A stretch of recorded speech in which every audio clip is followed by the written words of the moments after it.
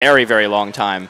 Yeah. Really, really it'll extend the range where you can get true comboed, but if you're not dying, it doesn't make too much of a difference. You can go back to the neutral where Shulk really outspaces Ryu.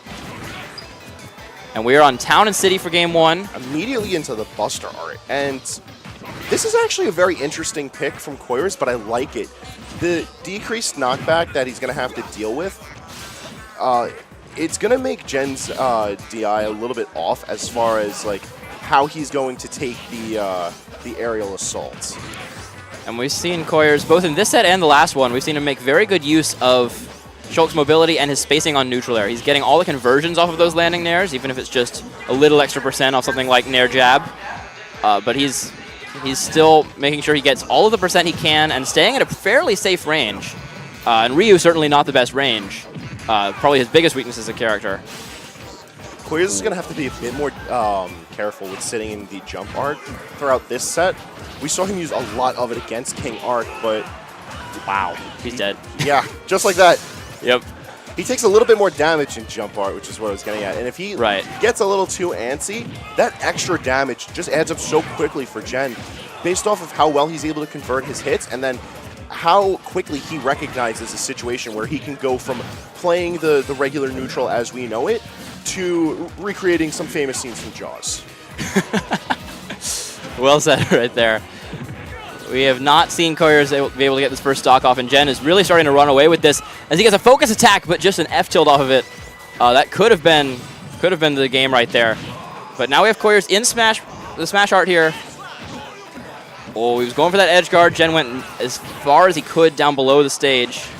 And I love that. Gen was so smart with delaying his recovery. He forced Coyors to just utilize the fullest of his time out there, because if Gen went a little bit quicker, Coyors could have gotten the down air. And we've seen that take plenty of stocks off of King Arc, but he's going to have to try and change his game plan as we move into game 2. Gen playing that very well. Definitely. Very clean he stayed out of the kill moves. Shulk has very specific kill setups. He doesn't just get those kills off stray hits if he's not in smash mode. And so, you see him need that smash art to get those quick early kills. He still has the ability to kill. We saw those edge guards with the air dodge read down airs, and of course down air would go through focus since it's a multi-hit. But he was not able to get Gen in that disadvantage state, and really was forced to stay defensive even with his art choices throughout most of the match after he started off in Buster. All right, so game 2 is going to be bringing us into Dreamland, and this is a very unique pick for Coyors. Yeah, Shulk can reach through the platforms very easily. Also, he's a character who sometimes has trouble landing if he's in a juggle situation and they start punishing that neutral air. So it gives him a few more options as he gets a good nair grab right there, and Coyors is looking really good on the stage so far. Yeah, we're seeing why the stage pick is working out. However, I show a little bit of concern because you're giving Ryu platforms to work with, and you're giving him a smaller ceiling blast zone to use against you. It's a very risky gambit, but we're seeing it work out well for Coyors in the short run of things. But he started. He was willing to start on Town and City, and it didn't exactly work out. But the stage maybe didn't play the biggest part in it. So of course, this stage does have the normal ceilings that we see on FD, so not Battlefield size, but it's still going to keep him alive longer than Town and City. And we'll see if he can make use of that. He's still very, very close to kill percent for Shoryu, depending on which art he's in, of course. Switching himself into Buster and getting that clean up smash immediately into the smash art. He wants to take this. Oh, great tech. Yeah, he's got to get himself back on stage. Gets himself into the shield art. Now, here's the thing with shield art. It's going to make it easier for Gen to be able to combo through him. But he will not die to those Shoryus yet, and the air slash out of shield is actually going to take the first stock as he goes into Buster mode right here, figuring at this point he's already at kill percent. There's not really a whole lot of risk in it. And he actually traded with part of that fireball and was able to get an extra conversion off of that. But he's not able to get the up air through focus because Ryu fell through the second hit before it could break focus. Good SDI from Coyors on a lot of these up tilts. He seems to be very aware of this matchup, or at the very least knows what he needs to be looking out for, but should have kept his eyes open for that back air, almost killing him, but it's going to be leaving him at 137% as he returns to the stage and sits himself in shield art. Very smart move. I feel like we're going to be seeing a lot of him rotating between shield and jump just so he can try and make this stock last as long as possible. Oh, and a good catch right there with the down smash. Shulk can snap to ledge, but doesn't have the easiest time with it. So definitely his recovery can be caught at that height.